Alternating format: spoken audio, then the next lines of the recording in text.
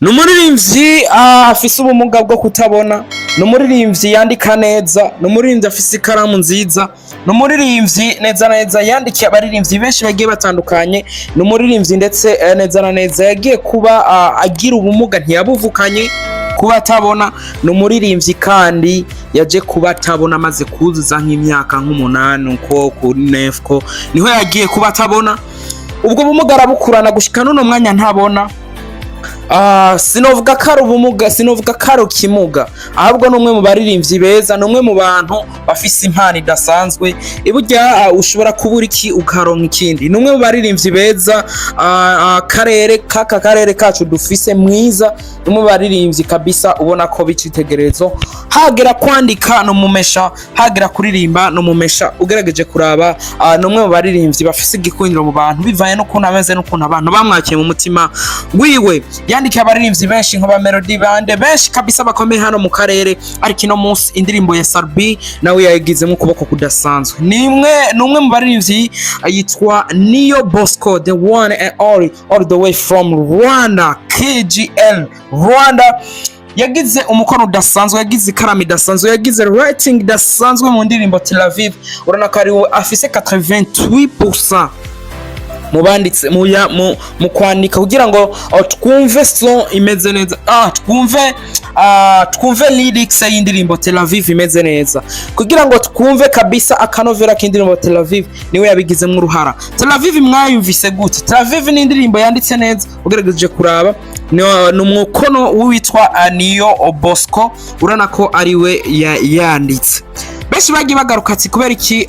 Sarbi yumviye Nio Bosco, ugerageje kuraba urabona kumenga nta migenderanire ya danger bihari, ariko Nio Bosco bro niko kazi ka misi yose asanzwe akora, kuko ino musi ntari karagaragara kenshi mu kuririmba, ntari karagaragara mu bihangano bigiye bitandukanye n'abaririmbyi bagenzi be, ariko aragerageza afise ukuntu yarika indirimbo and then akazidandaza abaririmbyi bakaza bakagura.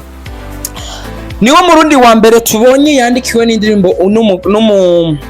n'umunyarwanda and then akaza iririmba ikirundi nyene, apana bimwe ashobora kwandika kubera ariko arandika ikinyarwanda, umuririmbyi agaca yitukura akandirimba ikinyarwanda, yanditse indirimbo kwija amategeko and then yubahiriza na culture yiwacu ngaha mu gihugu cy'u Burundi. Rero ni indirimbo nziza, ugerageje kuraba muri lyrics ukaza kumviriza no mu maso, ukaza kumviriza mu mastering mu biki vyose, urana ko ari indirimbo igikorwa kiremereye. Noneho umumesha yarayanditse and then ayandikira n'umumesha mu kuririmba bro, igikorwa niyo mpamvu mwabonye kije gifise uburemere budasanzwe. Tel Aviv no musi iri mu kwegereza indwi zitatu, ifise 2 millions de quelque zirenga ku rubuga rwa YouTube bro, urumva ko ari igikorwa cyakiwe neza kandi igikorwa kimeze neza cyane. Ino musi abaririmbyi barakwiye gufata iyo gahunda yo kuvuga ati erga hari abaririmbyi usanga bazi kurimba batazi kwandika bro, ugasanga type ya lyrics yabo nimeze neza cyane, mugerageje kumva ukuntu baririmba bro, ukavuga ati abajama n'abamesha wallahi, Rero iki kintu cyo kuvuga ati n'abandi bashikiye twarabonye ba D1 baragize ico bitwa Sound Zone, ni kizohora n'uruganda neza na neza ruzohora gwandikira abaririmbyi indirimbo canke abashaka kugura indirimbo. Sound Zone D1 ramaze kuba abishira officiellement ko bigiye gutangura kuba binakora, ni vyiza cyane, nibwo bwa mbere tunabonye hariho n'abaririmbyi bahora twarabonye aba baririmbyi nk'aba Alvin Smith nabo nyene hari ukuntu bandikirwa indirimbo, ba Big Fizzo hari ukuntu bavuga ati twandikiwe indirimbo naba. Ivyo bintu ni vyiza bro, nta ngorane biteye, ahubwo biratuma nababandi bandika baronka akazi, biratuma nababantu bandika baronka opportunities yo kuvuga ati natwe turafise ikibanza. And then hariho n'abantu nkuko nabivuze batazi ko badafise lyrics mbi vraiment, mugageze kuririmba ugasanga barabizi. Hariho n'abandi usanga bazi ko bafise lyrics nziza ugasanga kuririmba wapi. Rero abantu usanga bafise izi boro zo kuvuga ati arafise lyrics nziza and then arazi no kuririmba, bafise na multi talent bro. nami no musisi D1 yaravuze ati nshaka gushora ico bita Sun Zone kugira ngo izirandikira abaririmbyi indirimbo ni ikintu ciza kubera ko ugerageje kuraba niyo Bosco mu gihugu cy'u Rwanda ugerageje kuraba arashara kumera prido arashara kumara umwaka wose adakoze endena agaca yisora akaririmbo kamwe akazi kiwe kamisi yose ni kwandikira abaririmbyi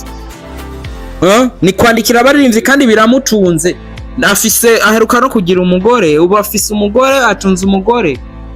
urumva ko atari ibintu vyoroshe ugaca usanga ukora akazi ko kwandika indirimbo bro. Rero hariho nje ankonkriwa nagira mvuge kino kintu hari kuntu abantu usanga bigaya canke bitinya wabona ntuzi kuvuga ngo urumva ngo jewe ngo sinokora ngo urumva ngo gacuja gusaba mu mabarabara dufise amatemo yaje hari muri kamana umukongomani atavuga ararapa abantu akuzuza amastade bro atavuga wabona ntubona ngumva ngo ndikimuga ngumva gacuja gusaba bro nagira ntera kama abantu nkuko muze kabisa muri yigiriza abantu mani uko niyo Bosco yaronse abantu bamufasha ntawe wabaronka bro mu gihe ufise ico ushoboye ega abantu ndufise taratwese ariko ugifise ico ushoboye nta muntu reka kugufasha wabona nta kuboko ufise umugaye ijisho umugaye mu kanwa umugaye hehe ucuce gusaba bro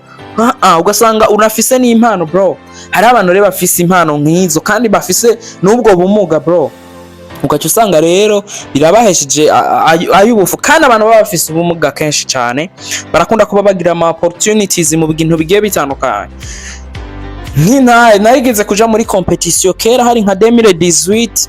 rero twari kumwe n'abantu bafise ubumuga bwo kutabona bava mu Bubanza abo bantu basanzwe bakorana karaoke kuri Miki namba batabihevye Miki bar gusa bari bazi kuririmba gusa hari abantu barushije batari kubarusha bitwo kubera ko bacha babona tababoro baranahumye baranagize nte bagasha baronka opportunity kubera batanabona bro. Rero abantu bafise ubumuga ikakuza mwitinya murashoboye muri nk'abandi bantu ni vyiza ko muba nk'abandi bantu hari ukuntu mwikumirano canke ugafata gahunda yo kuja gusega mu nzira yego hari habo bitunze sindabaga ni wirimbura ati mbega je bimeze gute nshoboye iki and then bagufasha abantu bafasha ngaha nuko kimeze yari Jamal Friday MC First of the Money kuri micro ya Nugent Entertainment namutaka kwa sababu yikora tuzadusubira mu biganiro bigiye bitandukanye hano hasta la vista.